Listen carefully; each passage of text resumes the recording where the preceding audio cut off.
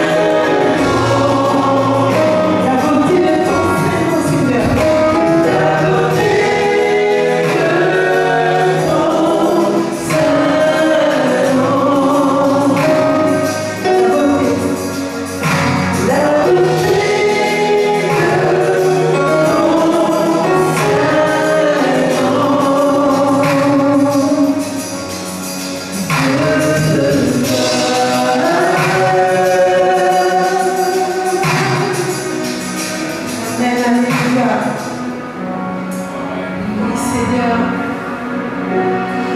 Nous voulons, Seigneur, que ton nom soit exalté. Exaltons le Seigneur du Seigneur. Il mérite d'être exalté. Il mérite qu'on acclame son nom. Il mérite qu'on puisse acclamer son nom. Acclamons le nom du Seigneur. Acclamons son nom. Acclamons son nom pour tout ce qu'il a fait pour nous, pour tout ce qu'il fait encore.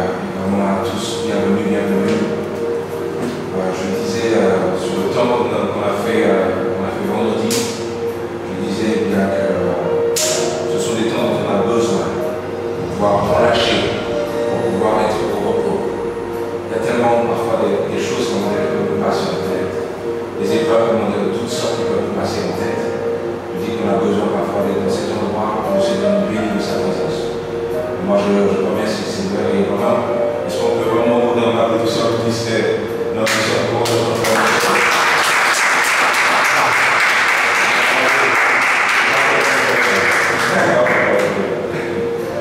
Amen, amen. Vraiment, je remercie le Seigneur. Amen. Et on veut vraiment nous entendre parler aujourd'hui. Et on va juste fermer nos yeux pour vraiment ce que c'est pour nous aujourd'hui. Comment tout le monde était vraiment collège. Amen. On va simplement parler, Seigneur. Nous venons devant toi, Père de gloire, et Seigneur Dieu, nous voulons en cet instant simplement, Père éternel, entendre, Seigneur, ce que toi tu as nous dit. Tu es, Père éternel, Dieu élevé, tu es, Seigneur, celui, Père, qui était, Seigneur, et qui vient. Tu es celui, Seigneur, aujourd'hui, qui nous bénit, Père, de ta vérité, qui nous bénit par ta présence. Et nous voulons dire, Seigneur, en cet instant, que nous voulons plus de toi. Nous voulons plus de toi. Nous voulons t'entendre, Seigneur. Viens, Seigneur, et dis-nous, Seigneur Dieu, des choses, Père, pour pouvoir changer, Seigneur, le cours de nos vies, Père. Tu es, Seigneur Dieu, ce Dieu-là, Père, qui, Seigneur Dieu, agit, Seigneur Dieu, pour faire la différence. Agis, Seigneur Dieu, pour chacun d'entre nous dans cet instant. Saint-Esprit, nous voulons dire une fois de plus, guide, Seigneur, ce moment, guide ce moment. Amène-nous là où tu le veux. Seigneur, nous te glorifions, nous t'élevons et te prions ainsi au nom puissant de Jésus-Christ. Tous ensemble, nous disons Amen. On ne veut pas que ça vous le Seigneur.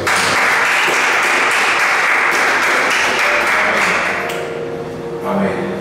Je vais tenter vraiment de passer trop long. Moi, j'ai très très loin la dernière fois. Et c'est particulier parce que ce dimanche à l'église, en métropole, eh bien, on a eu un souci. On a eu un souci parce que, en général, lorsque je pars, je me fais toujours remplacer au piano. En général, j'ai toujours 2 ou 3 frères sur qui je peux compter, mais là, personne n'était disponible. Du coup, les sœurs m'ont dit, on pu faire, la louange pour autant avoir un pianiste attitré. Et ce n'était pas quelque chose de simple, mais quelque chose aussi de révélateur. Parce que, qu'est-ce qui nous fait venir finalement? Qu'est-ce qui nous fait venir? Qu'est-ce qui attire notre attention finalement? Qu'est-ce qui nous influence finalement? Et je me pose très très souvent cette question. Qu'est-ce qui attire notre attention réellement? Est-ce que la vérité à elle seule attire notre attention? Est-ce que le principe à lui seul attire notre attention? Ou bien il nous faut tout plein de choses pour pouvoir faire en sorte d'attirer notre attention? Il y a parfois des fois où je suis découragé parce que je remarque qu'il en faut plus que la simple vérité pour attirer l'attention des gens sur le Seigneur. Mais savez-vous, mes chers frères et sœurs, qu'en vérité, il y a quelque chose qui ne va pas en nous? Parce que très très souvent, on est tellement drogué par toutes ces choses qui nous influencent, qu'il nous est difficile de discerner des choses qui comptent. Est-ce que je peux vous dire aujourd'hui que la parole de Dieu compte encore, qui vient dans la maison? Est-ce que je peux vous dire encore que la vérité à elle sera assez de valeur pour attirer notre attention? Regardez mes chers frères et sœurs, voyez en vérité que cette parole a la possibilité de changer nos vies à jamais. Et je peux vous dire, mes chers frères et sœurs, que j'en suis le témoin vivant. C'est la raison pour laquelle, en cet instant, je prie que nous puissions tous ouvrir nos cœurs pour pouvoir recevoir du Seigneur. Qui veut m'aider en disant encore une fois, Amen. Amen. Amen. Oui, mes chers frères et sœurs. Amen. Et aujourd'hui, le thème, c'est le suivant. Guérir de nos blessures. On est toujours sur ce thème de la famille, c'est pour ça que je dis guérir des blessures familiales. Amen, amen. Est-ce que je peux vous dire qu'à chaque fois que dans l'église on parle des parents, de la famille, il y a toujours une lourdeur particulière et il y a toujours quelque chose qui fait bien qu'on est délivré d'une manière particulière. Je crois que c'est un sujet qui est important, qu'on doit ouvrir de manière à ce que le Seigneur puisse agir et remettre à l'endroit ce qui était à l'envers de nous. C'est la raison pour laquelle je vous demande de considérer aujourd'hui ce que Dieu peut faire au-delà de ce que je peux dire. Je veux vraiment être le vassal du Saint-Esprit en cet instant et me laisser faire vraiment mon cœur. Et dans un premier temps, on va aller dans ce passage en 2 Corinthiens, chapitre 5, le verset 17. 2 Corinthiens, le chapitre 5, le verset 17. Et le passage est clair, voilà ce qu'il dit. Il dit, si quelqu'un est en Christ, il est une nouvelle créature, les choses anciennes sont passées, voici, toutes choses sont devenues nouvelles. Est-ce que vous entendez ça? Si quelqu'un est en Christ, il est une nouvelle créature, les choses anciennes sont passées, voici, toutes choses sont devenues nouvelles. Je dis, mes chers frères et sœurs, toutes choses sont devenues nouvelles. Et j'aimerais que vous puissiez l'entendre de manière à faire une séparation entre votre avant, votre passé, ce qui a pu se passer et ce que le Seigneur fait de vous maintenant. Il y a un avant et il y a un après cette phrase, cette verse est une scission entre les deux et ne laisse pas l'ennemi traverser de manière à encore t'accuser des choses que tu avais faites par le passé qui est avec moi aujourd'hui. Il y a une scission. Mes chers frères et sœurs, à nous qui disons c'est bien Dieu, nous voulons faire en sorte de considérer sa parole bien plus que nous considérons notre propre avis.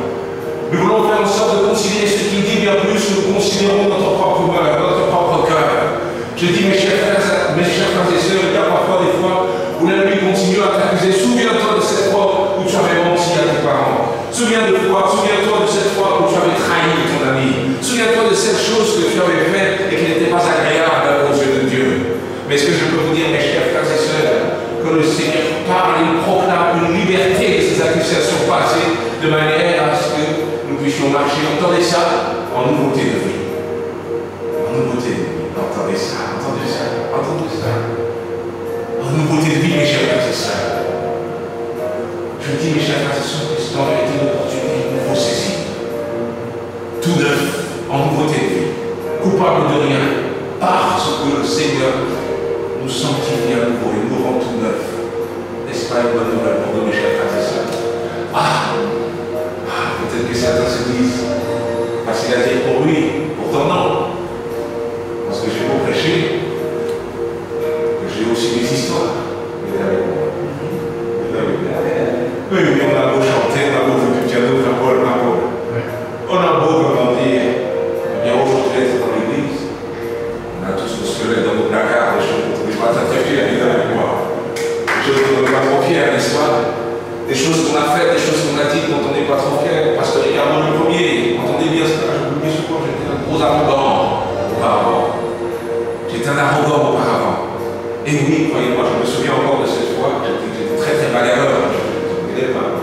Mais j'étais très bagarreur. Attention, attention. Je me souviens de ce garçon qui un jour, eh bien, comment dire, a frappé mon plus petit frère. Et lui, il avait la technique pour pouvoir m'énerver. Alors, ce qu'il a fait, c'est qu'il est venu vers moi et m'a dit, un tel m'a frappé. J'étais tellement heureux, je ne lui ai pas demandé d'explication. Je suis parti chez la personne. J'ai demandé à son père où est-ce qu'il était. Et lorsqu'il est sorti, je lui ai dit, ça c'était les Ricardo d'avant. C'est plus ça. J'étais comme ça. Mais l'histoire. Mais le Seigneur permet la miséricorde. Qu'est-ce que c'est? Que nous puissions recevoir ce que nous ne méritons pas. Ce n'est pas à cause de mes bienfaits. Ce n'est pas à cause de mes belles œuvres. Mais c'est parce qu'un jour il a décidé de mourir pour nous à la croix et avec moi, afin que nous puissions être sauvés. Et nous voici aujourd'hui prétendant au ciel, alors que nous ne le méritions pas. Quelqu'un dit avec moi, Seigneur, dis-nous tout avec moi, Seigneur, merci pour ta miséricorde. Amen, merci pour ta miséricorde. Oui, mes chers frères et sœurs, nous avons ce droit, nous avons la possibilité aujourd'hui de marcher en nouveauté de vie. Et mes chers frères et sœurs, j'aimerais dans un tout premier temps, bien comment dire, ça fait longtemps dans un premier temps, que nous puissions aller bien dans 1 Samuel chapitre 16. Ce que j'aime avec la Bible, c'est qu'elle est très pertinente, elle est très très actuelle. Qu'est-ce que ça veut dire? Ça veut dire qu'on s'y retrouve très facilement pour celui et celle qui jette un regard honnête, pour celui et celle qui ouvre son cœur pour voir ce qu'elle dit, on s'y retrouve. Et il se trouve que ce ne sont pas tous les serviteurs de Dieu, ce ne sont pas tous les servants de Dieu, les hommes de Dieu, les femmes de Dieu, qui ont eu une enfance facile. Et on va commencer dans un tout premier temps par le roi David. On parle très souvent du roi David, n'est-ce pas? Mais cependant, savez-vous que celui qui était devenu roi était oublié par son père dans le passé? Rappelez-vous de l'histoire, mes chers frères et sœurs. 1 Samuel, chapitre 16, nous dit que le roi David était dans les champs pendant que Samuel, le prophète de l'Éternel, était venu pour pouvoir choisir un roi pour pouvoir remplacer Saül. Entendez ça. Alors il arrive dans la famille de quelqu'un qui s'appelle Isaïe. Pas Isaïe le prophète, mais Isaïe le père de David. Alors lorsqu'il arrive, la Bible nous dit, bien qu'il dit qu'il vient oindre quelqu'un pour qu'il puisse être le nouveau roi en Israël. Alors Isaïe normalement devait aller chercher tous ses fils. Cependant, ce n'est pas le cas. Il va chercher les fils qui ont la meilleure des allures. Il va chercher les personnes qui, selon lui, ont de la valeur. Mais quant au tout dernier, celui-ci reste dans les champs, gardant les brebis. Restez avec moi. Le verset 6 nous dit, lorsqu'ils entrèrent, ils se disent, envoyons Eliab, le plus grand des frères de David, certainement l'ange de l'Éternel est ici devant lui. L'Éternel dit à Samuel, ne prends pas garde à son apparence, à la hauteur de sa taille, car je l'ai rejeté. Ça, c'est pour le premier frère. Et c'est intéressant, mes chers frères et sœurs. Regardez ça. Parce que lorsque Samuel vient pour pouvoir voir le grand frère de David, son premier réflexe, celui qui est supposé être le serviteur du Seigneur, son premier réflexe, c'est de dire, c'est certainement lui. Au vu de sa beauté, au vu de la manière dont il se tient, c'est certainement lui. Mais ce qui se passe, c'est que l'Éternel nous dit, non, pas. Tu te trompes. Ce n'est pas lui. Intéressant de voir que ce qui frappe l'apparence pour nous hommes n'est pas forcément quelque chose qui a de la valeur aux yeux de Dieu. Est-ce que vous entendez ça?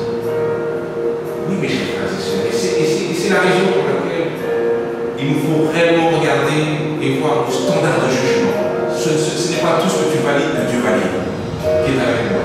Et c'est la raison pour laquelle nous devons toujours faire en sorte d'entendre, de nous tourner vers le Seigneur pour savoir ce que lui pense. Amen, amen. Aidez-moi encore une fois en disant un bon amen. Amen. Amen. Entendez ça, mes chers frères et sœurs, ce n'est pas terminé. Par la suite, la Bible nous dit l'Éternel ne considère pas ce que l'homme considère. L'homme regarde ce qui frappe les yeux, mais l'Éternel regarde au cœur. Est-ce que je peux dire à quelqu'un aujourd'hui, le Seigneur te voit. Le Seigneur te voit, mais vraiment. Tout le monde te néglige. Ils ne font pas attention à toi, mais ils voient ton cœur. Ils voient ton cœur. Amen, amen. Est-ce que mes chers frères et sœurs, je pourrais encourager quelqu'un aujourd'hui en disant que parfois nous sommes certes méprisés par beaucoup, mais cependant le Seigneur voit le courage que l'on a pour pouvoir rester dans l'intégrité, pour pouvoir rester juste. Lorsque tu ne montres pas que tu fais ce que tu es supposé faire, en dépit que tout le monde autour de toi fait n'importe quoi, le Seigneur le voit et il valorise. Peu importe si les gens autour de toi ne t'encouragent pas, le Seigneur le voit. Qui dit que tu vas dans un bon amen? Amen, amen. Entendez ça, ça continue. Isaïe Abinadab, il fut passé dans sa paix. Et Samuel dit, l'Éternel n'a pas non plus choisi celui-ci. Isaïe fut passé Shama. Et Samuel dit, l'Éternel n'a pas non plus choisi celui-ci. Isaïe fut passé ses 7 fils devant Samuel. Et Samuel dit à Isaïe, l'Éternel l'a choisi aucun homme. Quel père! Tu veux me dire qu'il a fait passer tout le monde, mais qu'il a laissé David dans le champ, à garder les brebis. Tu veux me dire que c'est un père comme ça qu'il a? Mais si ça se passe comme ça, comment ça se passe au quotidien pour David?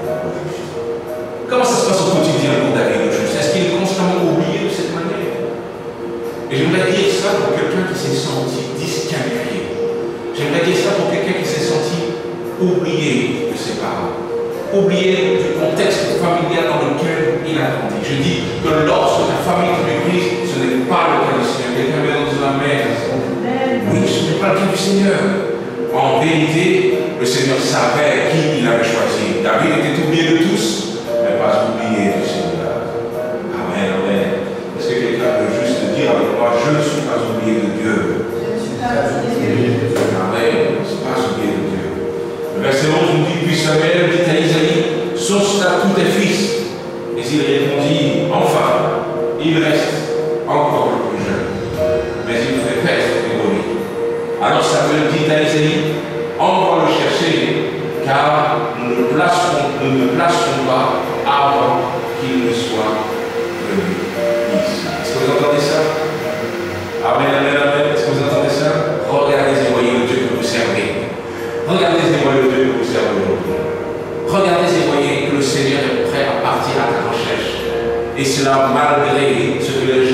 pour pouvoir t'écarter de la liste de ceux et celles qui sont considérés. Regardez cela, mes chers frères et sœurs. Oui, ce qui est pour toi, personne ne peut te le voler parce que le Seigneur le prépare pour toi. David ne le savait pas, il était oublié de tous, mais il y avait une autre chose qui l'attendait, quelque chose pour qu'il puisse devenir le futur roi d'Israël. Entendez cela, mes chers frères et sœurs. C'est la raison pour laquelle, non, ce n'est pas parce que les hommes nous méprisent, ce n'est pas parce que nos familles nous méprisent, eh bien que nous allons nous décourager. Notre espoir, notre force ne demeure pas sur l'attention de ceux et celles qui nous entourent. Notre valeur se trouve entre les mains du Seigneur. Il y a un valeur bien assez. Oui, mes chers frères et sœurs, est-ce que vous êtes toujours là? Amen. Est-ce que tu peux toucher ton voisin et lui dire, suis encore, suis encore.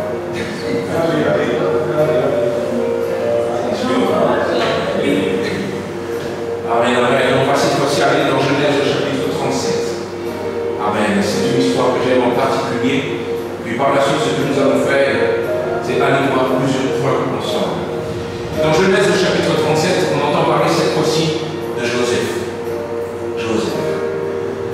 Entendez bien cela, mes chers frères et sœurs, pour pouvoir faire court. La Bible nous dit que Joseph était le fils préféré de son père. Alors là, c'est mieux que l'histoire qu'on a vue tout à l'heure. C'est le fils préféré de son père. Le problème, ce n'est pas le père de Joseph. Ce sont les frères de Joseph, le problème. Est-ce que vous entendez cela? Amen. Et vraiment, je vais m'adresser à vous qui parfois avez eu des frères et sœurs qui ne se sont pas forcément comportés comme il fallait envers eux. Qu'est-ce que cela veut dire? Cela veut dire que parfois on en attend beaucoup de ceux et celles qui nous entourent. On attend qu'ils puissent être des personnes qui nous couvrent. On attend que ce soit des personnes qui ouvrent leur cœur pour pouvoir nous parler. On attend qu'ils puissent nous donner, mais au lieu de ça, ils nous jalousent. Au lieu de ça, la haine monte dans leur cœur contre nous. Est-ce que vous êtes avec moi? Et très souvent, on se sent handicapé parce qu'on n'a pas reçu ce qu'on est supposé avoir. Entendez bien cela, mes chers frères et sœurs. L'un des grands soucis qui se passe dans ces moments, c'est que très souvent, on reste bloqué à cette étape-là. Qu'est-ce que cela veut dire? Tu continues à espérer et à attendre quelque chose de quelqu'un qui ne pourra pas te donner ce que tu veux. Est-ce que vous entendez ce que je dis? Il y a parfois, mes chers frères et sœurs, des frères, des sœurs, des parents qui n'ont pas ce qu'il faut dedans d'eux. Et très souvent, dans notre volonté d'être comblés par eux, on s'arrête là et on attend ce qu'ils ne peuvent pas donner. Entendez bien ça, mes chers frères et sœurs. Est-ce que je peux vous dire qu'il y a mieux dans le Seigneur? Est-ce que je peux vous dire que parfois le Seigneur veut vous remplir, vous, d'amour, de manière à ce que vous puissiez donner de l'amour à cette personne qui ne vous en a jamais donné? Il inverse les rôles, il prend en compte celui qui est le plus mature de manière à ce qu'il puisse donner. Est-ce que je peux vous dire que très souvent ceux et celles qui agissent de cette manière n'ont eux-mêmes pas reçu ce que vous leur demandez? Est-ce que vous entendez ça, tout le monde?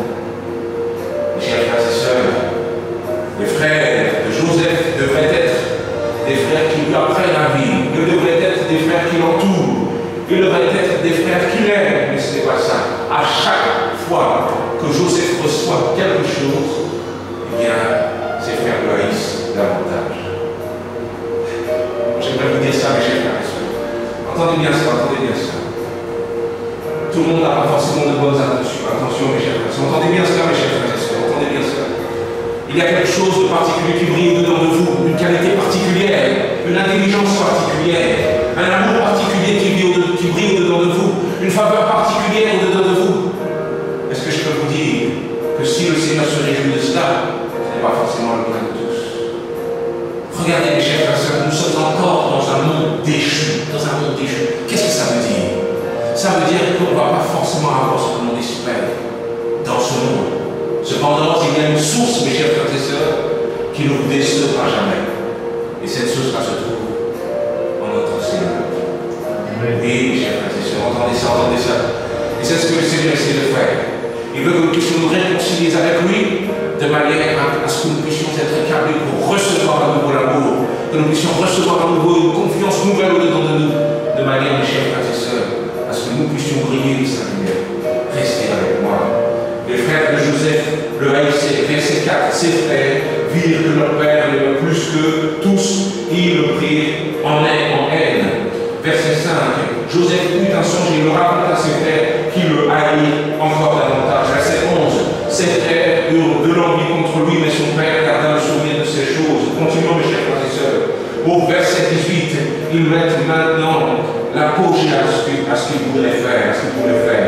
Le verset 18 nous dit, à un moment donné, que Joseph vient vers ses frères.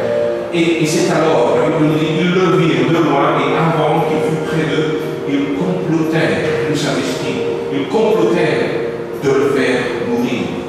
Et ils se dirent l'un à l'autre, voici le faiseur de songe qui arrive, venez maintenant, tuons-le. C'est frère, tout le monde, c'est frère, c'est frère. Jetons-le dans une des citernes. Nous dirons qu'une bête féroce l'a dévoré et nous verrons ce que deviendront ces songes. Entendez ça, entendez ça. C'est frère, c'est frère, c'est frère. Attention, sors un petit peu d'Alice au pays des merveilles. Sors un peu d'Alice au pays des merveilles. Non, non, non. Ça ne se passe pas forcément comme on le pense. Ça ne se passe pas forcément comme on le pense. Entendez bien ça, mes chers frères et sœurs. Le verset 28 nous dit que lorsque les frères voient les marchands matériels, la Bible dit qu'ils tirèrent et firent remonter Joseph hors de la citerne, non pas pour le délivrer, mais ils le tiraient pour pouvoir le vendre comme esclave aux Madianites. Et ces derniers l'emmènent en Égypte pour qu'il puisse être esclave dans la maison de Potiphar. Ce n'est pas terminé, mes chers frères et sœurs. Voilà ce qui se passe. Au verset 31, la Bible dit, prirent alors la tunique de Joseph et ayant suivi un bout, ils plongèrent la tunique dans le sang. Ils envoyèrent à leur père la tunique de plusieurs couleurs en lui faisant dire, voici ce que nous avons trouvé. Reconnais si c'est la tunique de ton fils ou non. Entendez bien cela, mes chers frères. Regardez et voyez la machination. Regardez et voyez le mauvais cœur de ces fameux frères. Alors, il y a quelque chose qui est à voir dans ça, parce qu'on se sent un petit peu acculé quand on entend toutes ces choses. Mais comment faire pour pouvoir réagir envers nos familles quelque part? Comment est-ce qu'il faut faire lorsqu'on a des personnes qui sont mal intentionnées dans nos familles? Comment est-ce qu'on fait aujourd'hui? Mes chers frères et sœurs, ce que je peux vous dire, que votre devoir, c'est d'aimer, de continuer à aimer. Mais vous devez aimer tout en vous protégeant. Voilà la meilleure manière, la manière la plus mature d'aimer dans le monde. Oui, mes chers frères et sœurs, ils sont parfois capables de vous faire du mal, c'est vrai. Mais ne changez pas, n'abaissez pas votre attitude à cause de ce qu'ils vous font. Non. Aimez, parfois de loin. Je ne demande pas qu'ils soient dans votre cercle proche, qu'ils ne soient pas forcément dans votre cercle proche. Et si tu as besoin que je t'aide pour un déménagement, je suis ton homme, je viendrai. Je ne serai pas toujours là, parce que parfois ta présence est difficile pour moi, mais cependant, je vais t'aimer en action. Je vais regarder et voir comment est ton cœur, comment est-ce que tu te sens, je te donnerai une parole quand même. Oui, mes chers frères, tout en vous protégeant. Est-ce que vous entendez ça, tout le monde? Est-ce que vous entendez ça? Qui m'aide en disant encore pour avoir le mail? Oui, mes chers frères et sœurs, alors, je ne sais pas pour vous, mais après ça, voilà, je vais certainement garder aucune. Parce que Ricardo, tu me fais ça, tu es obligé, comment dire, tu me fais ça, tu fais en sorte de me jeter dans un puits de bois alors que j'attends de toi que tu puisses me conduire dans cette vie. Ça n'est l'esclavage chez Potiphar, quand je suis en train de laver le sol, je pense à toi et la manière dont je vais t'attraper lorsque je vais grandir et sortir d'ici avec moi. Mais ça c'est nous, ça n'est-ce pas? C'est la réaction logique, n'est-ce pas? Mais mes chers frères et sœurs, le Seigneur ne souhaite pas que nous puissions agir avec nos cœurs. Parce que tu continues à perdurer le mal. En fait, mes chers frères et sœurs, nous devons faire en sorte de ne pas tomber là où ils sont. Non, on ne peut pas agir comme ils sont, tu dois garder ta hauteur. Et c'est ce qui se passe pour Joseph. Joseph ne prend pas rancune par rapport à ce qui se passe. La Bible nous dit, cette fois-ci bien plus long, verset 45, lorsque Joseph, maintenant n'est plus en esclavage, mais le premier ministre d'Égypte est avec moi. La Bible nous dit qu'il rencontre ses frères à nouveau, mais au lieu de les mettre en morceaux, la Bible nous dit qu'il les pardonne.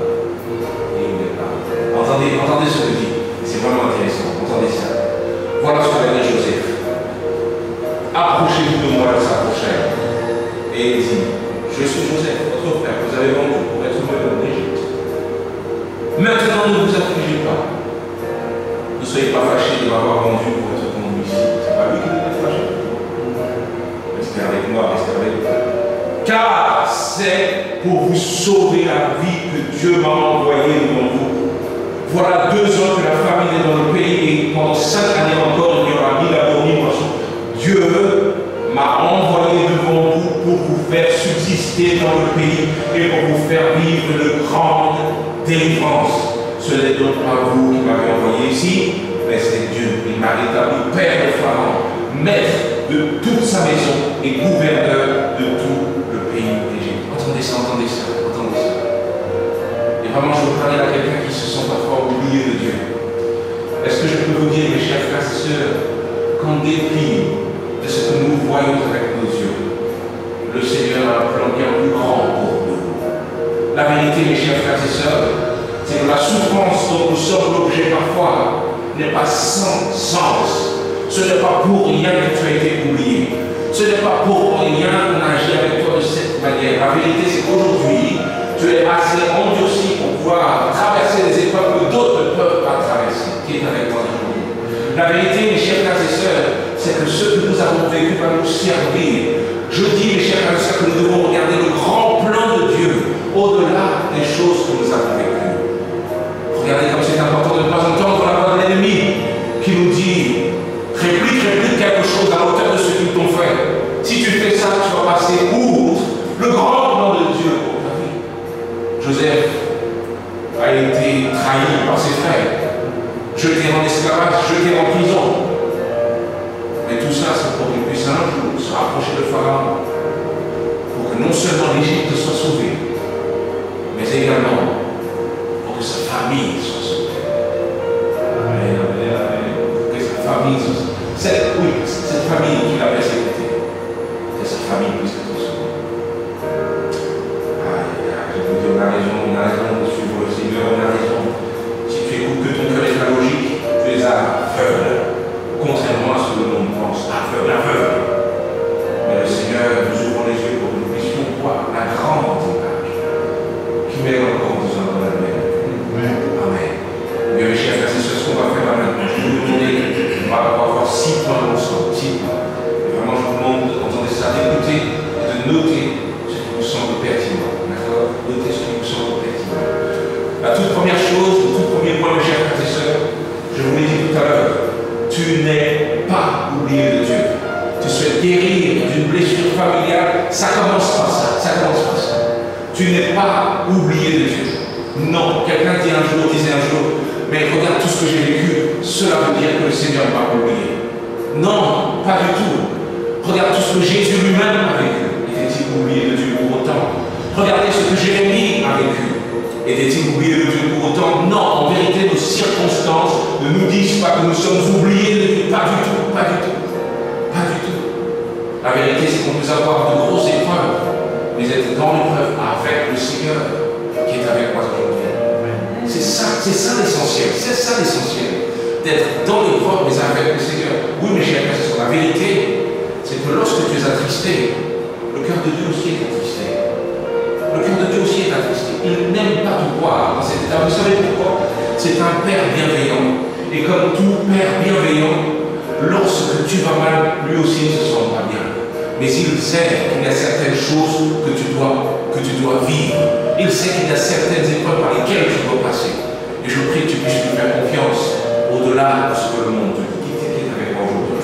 Oui, mes chers frères, c'est 2 Corinthiens 4 nous dit, au verset 8, nous sommes pressés de toute manière, mais non réduits à l'extrémité, dans la détresse, mais non dans le désespoir, persécutés, mais non abandonnés, abattus, mais non perdus.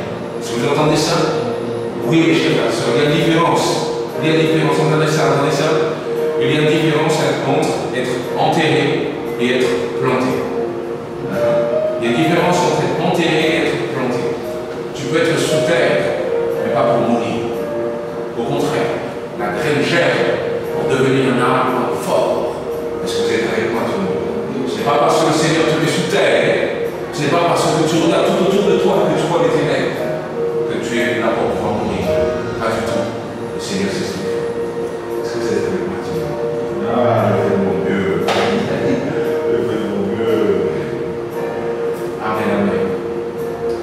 La deuxième chose, mes chers frères et sœurs, c'est tu n'es pas disqualifié.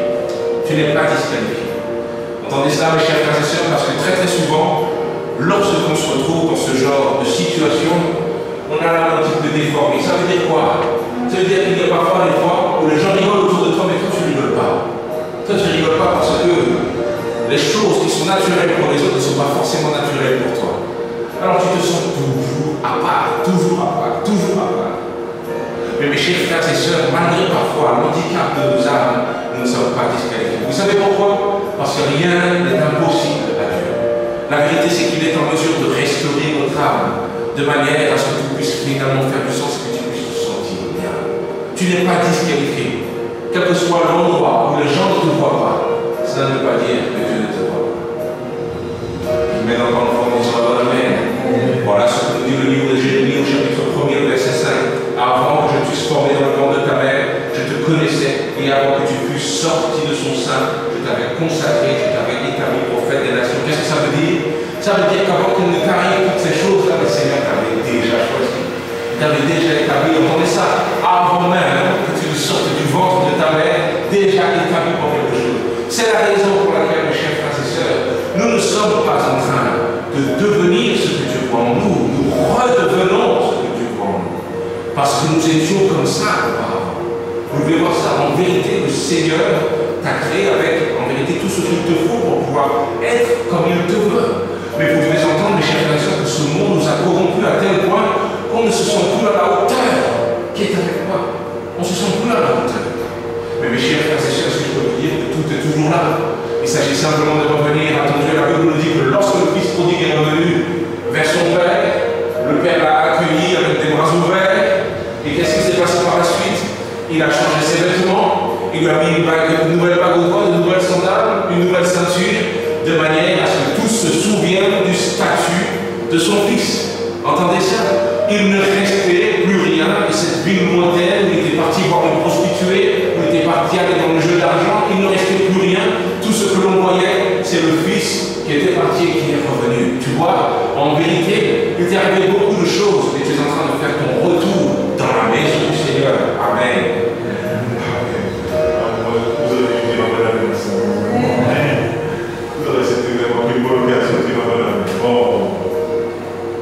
Continuons, mes chers frères et sœurs. Restez avec moi. Il nous reste encore 4 points.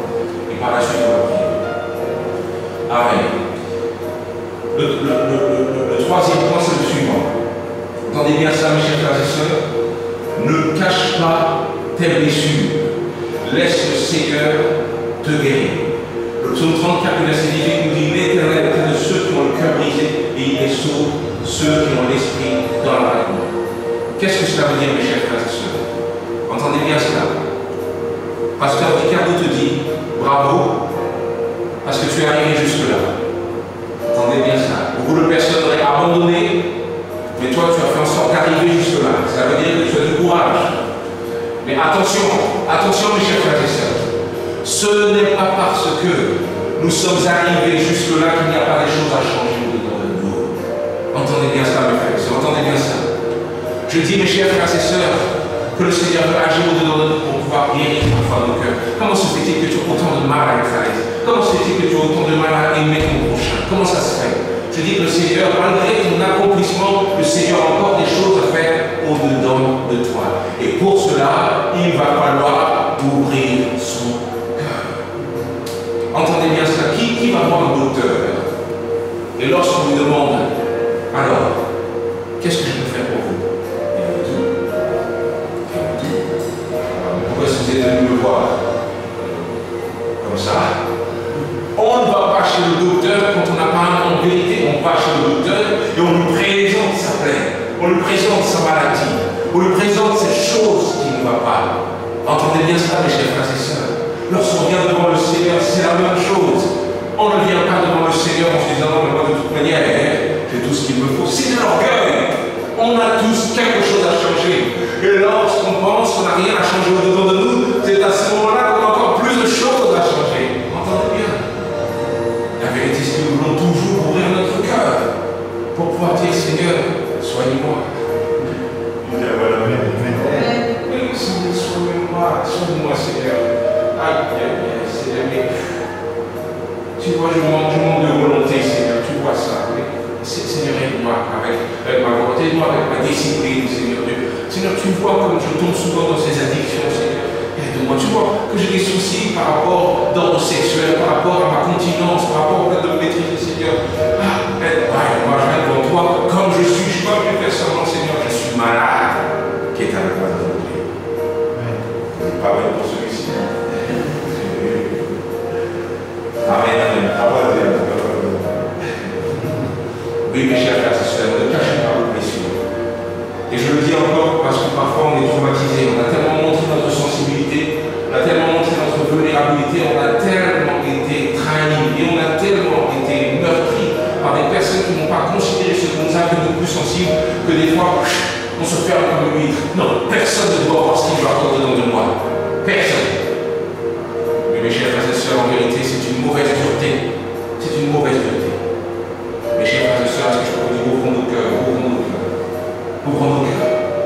Ouvrons nos cœurs et laissons la main au Seigneur, frère. C'est lui qui est le véritable docteur. Non seulement physiquement il agit, mais il agit également pour préparer nos cœurs. Qui dit avant la relation. Amen. Et par les cœurs brisés, et par les cœurs brisés. Ceux et celles qui ont été trahis, ceux et celles qui ont le cœur en morceaux, qui ne sont même plus capables d'aimer. Le Seigneur répare ton cœur. Il t'aime avec outrance. Avec outrance. Comment quelqu'un donne sa vie à la croix de manière à ce que nous puissions être sauvés alors que nous ne le méritons pas. C'est un amour scandaleux. C'est un amour qui qu'on ne trouve pas ailleurs. Eh bien, on il t'aime comme ça pour réparer ton amour. C'est un amour qui guérit. Amen. Amen. Restez avec moi. Passion. Amen. Amen. Reçois l'amour du Seigneur. Quatrième point. Reçois l'amour du Seigneur et sa restauration par son Saint-Esprit. Reçois-le.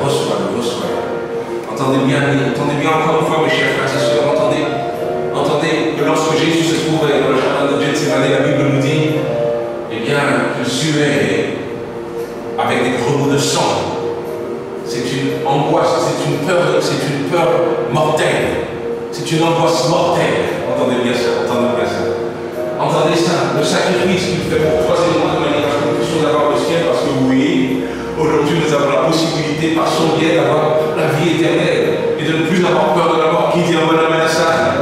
Oui, mes chers frères et sœurs. Eh bien oui, le Seigneur a décidé de prendre cette souffrance. Entendez bien, mes chers frères et sœurs, que la crucifixion était la pire des sentences de l'époque. Les rois de l'époque disaient que cette sentence était une sentence qui était dégoûtante. C'est dégoûtant à voir quelqu'un de crucifié. Entendez bien ça, c'est dégoûtant à voir quelqu'un de crucifié. Parce que cette personne est dans une espèce d'agonie sans fin. Pendant 12 heures, le Christ, malgré ses pieds percés et ses mains percées, a dû soulever son corps pour prendre une respiration. Et à chaque fois qu'il avait trop mal dans ses pieds ou dans ses mains pour sauver son corps, eh bien alors tout le poids retombait et sa respiration se coupait. Alors c'est sans cesse une suffocation. Et lorsqu'on la regarde au fur et à mesure, on ne veut plus voir ça. C'est dégoûtant à voir, c'est pas beau à voir, mais il a fait en sorte de faire cette agonie, de vivre cette agonie pendant 12 heures. Après quoi, il a remis l'esprit en disant, attendez, tout est accompli. Mais qui a souffert pour toi comme ça? Mais qui t'a aimé comme ça? Mais qui nous a aimé comme ça? Mais on ne veut pas aimer, parce que je ne peux pas t'aimer comme ça. Je ne peux pas t'aimer comme ça. J'ai pas ce rien, je ne pense pas pouvoir aimer comme ça. Entendez bien cela. La souffrance la plus terrible du Christ n'a pas forcément été la crucifixion, mais la séparation avec le Père, parce qu'à ce moment-là, il était le péché de l'humanité. Mes chers frères et sœurs, peut-on ouvrir le cœur pour recevoir cet amour? Amen, amen. Chaque jour, est-ce que je peux vous dire ça? Chaque jour, quand tu es fatigué, que tu ne veux plus faire ces choses-là, ouvre encore ton cœur, parce qu'il t'a trop aimé pour que tu le fasses. Amen, amen. Amen. Voici le cinquième point, mes chers frères et sœurs. Accepte tout ce que Dieu dit de toi. Amen. Ça, c'est une partie qui est compliquée. Mais pour pouvoir guérir les blessures que nous avons par le passé, il faut enlever ce qu'on a pu dire de mal sur toi. Amen. Non, tu n'es pas un bon à rien. Non, tu n'es pas quelqu'un qui est menteur à vie, hypocrite à vie. Non, tu n'es pas quelqu'un qui est défini par ta colère ou par ton côté bagarreur. J'en suis la preuve exemple, j'en suis la preuve vivante. Oui, mes chers frères et sœurs, on doit enlever toutes ces choses-là, ce sont des semences du diable. Ces choses-là doivent arrêter d'avoir encore leur impact au-dedans de toi aujourd'hui. Et tu dois remplacer tous ces mots par ce que le Seigneur dit de toi. La Bible dit que tu es plus que vainqueur par celui qui t'a aimé, qui dit avoir la relation. Plus que vainqueur. Entendez bien ça. Ce n'est pas terminé. La Bible, mes chers frères et sœurs, dit qu'il nous a aimés jusqu'à mourir à la croix. La Bible dit qu'il a forgé sur nous des projets de paix et non de malheur. Entendez bien cela, mes chers frères et sœurs. Amen, amen. Amen. Je termine très rapidement. Bien, mes chers frères et sœurs, alors que nous acceptons toutes ces choses que le Seigneur dit de nous, alors que nous remplissons de toutes ces choses que Dieu dit de nous, nous voulons également, mes chers frères et sœurs, être des ambassadeurs. Nous avons reçu et maintenant nous devons faire. Non, ton existence n'est pas vaine. Ton existence n'est pas vaine. Ta vie compte. Ta vie compte. Amen. Ta vie compte. Mes chers frères et sœurs, la Bible dit dans Matthieu chapitre 5 que nous sommes lumière du monde. Une ville sur une montagne ne peut être cachée. Le Seigneur t'a béni pour que tu puisses bénir à ton tour. Je prie, mes chers frères et sœurs, que tous les mensonges du diable qui disent que notre vie n'a pas d'importance puissent en cet instant être effacés. La vérité, mes chers frères et sœurs, c'est que le Seigneur a mis des dons, des talents dedans de nous de manière à ce que nous aussi puissions aller éclairer la vie de quelqu'un d'autre. Oui, mes chers frères et sœurs, je dis en cet instant, la vie compte. Je sais quelqu'un peut dire avec moi, ma vie compte. Amen. Est-ce qu'on peut fermer nos yeux, mes chers frères et sœurs? Amen. Amen. Amen. Seigneur Dieu, en cet instant, nous viens toi, Père de gloire. Je crois que Seigneur Dieu, bien, cette partie de la paix, Seigneur Dieu, est celle où tu souhaites agir. Eh bien, Père de gloire, je viens devant toi, Père éternel, pour tous ceux et celles, Seigneur, qui ouvrent leur cœur, Seigneur, pour pouvoir recevoir de toi. Seigneur, je prie, Père, en cet instant, que tu puisses agir maintenant. Éternel Dieu, nous avons tant vécu, Seigneur Dieu, avec toutes ces souffrances. Nous avons tant vécu, Seigneur Dieu, avec toutes ces blessures dedans de nous. Nous avons tant vécu, Seigneur, avec toutes ces pensées, Seigneur Dieu, bloquantes. Mais Seigneur Dieu, en cet instant, nous venons devant toi, Seigneur, et t'invoquons. Seigneur Dieu, afin, Père, que tu puisses agir, Seigneur Dieu, en cet instant. Oui, Père, puisses-tu, Seigneur Dieu, guérir les cœurs en cet instant. Puisses-tu, Seigneur Dieu, agir, Seigneur, afin, Père, que nous puissions plus entendre les mauvaises accusations de l'ennemi. Seigneur, agis en cet instant par ton Saint-Esprit, Père de gloire. Et que, Seigneur Dieu, nos pensées puissent changer. Que nos cœurs, Seigneur Dieu, puissent changer. Seigneur, nous sommes prêts enfin, Père, à rentrer, Seigneur, dans cette nouvelle vie. Nous sommes prêts, Père de gloire, enfin, Seigneur, Père, à rentrer, Seigneur, dans ce moment d'après, Père de gloire. Dans ce temps de liberté, Seigneur. Seigneur, agis dans cet instant, Seigneur, pour chacun d'entre nous, Père. Tu es Dieu, Seigneur Dieu, et en cet instant, Seigneur, ce que tu proclames dans notre vie, Père, est réel, Seigneur Dieu. Ce que tu proclames dans notre vie, Père éternel, oui, Seigneur Dieu, est là, Seigneur. Et c'est la raison pour laquelle nous entrons, Père, en cet instant, dans cette nouvelle vie, Seigneur Dieu, avec toi. Oui, Père de gloire, agis, Seigneur, en cet instant. Tu vois, Père éternel, la sœur Florence, Père de gloire, le frère Michael, Seigneur, mais également le frère Paul aussi, tous nos bien-aimés qui sont venus avec nous aujourd'hui. Seigneur, que tu puisses agir, Seigneur Dieu, pour chacun d'entre nous, Père de gloire, afin, Seigneur Dieu, que nous puissions, Seigneur, en cet instant, changer, Seigneur Dieu, et marcher dans nos côtés de vie, Père. Oui, Seigneur, marque, Seigneur, cet endroit, ce moment, Père. Oui, Seigneur, faire rouge dans nos âmes, Père. Et que, Seigneur Dieu, nous puissions, Seigneur, recevoir enfin ton amour et changer pour ta gloire. Au nom de Jésus, tout le monde dit avec moi, Amen. Amen, amen, amen. Amen. Pendant que vous fermez vos yeux, on va faire cette dernière prière ensemble. Dis ensemble, Seigneur, je t'ouvre la porte de tous mes secrets. Prends tout et guéris-moi. Amen. Dis-le vraiment. Je refuse de croire aux accusations du diable. Satan est un menteur. Car les choses anciennes sont passées. Toutes choses sont devenues nouvelles. Disons ensemble, le Seigneur grave ta parole dans mon cœur. Je suis tout ce que tu dis de moi. Avec courage, encore, dis avec moi, je décide de pardonner une fois pour toutes.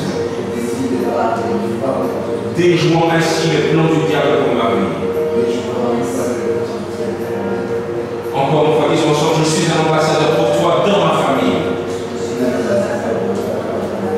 Et partout où tu m'envoies, j'en accepte le mandat. Disons ensemble que ta lumière brille dans ma famille, que ta lumière brille dans ma famille.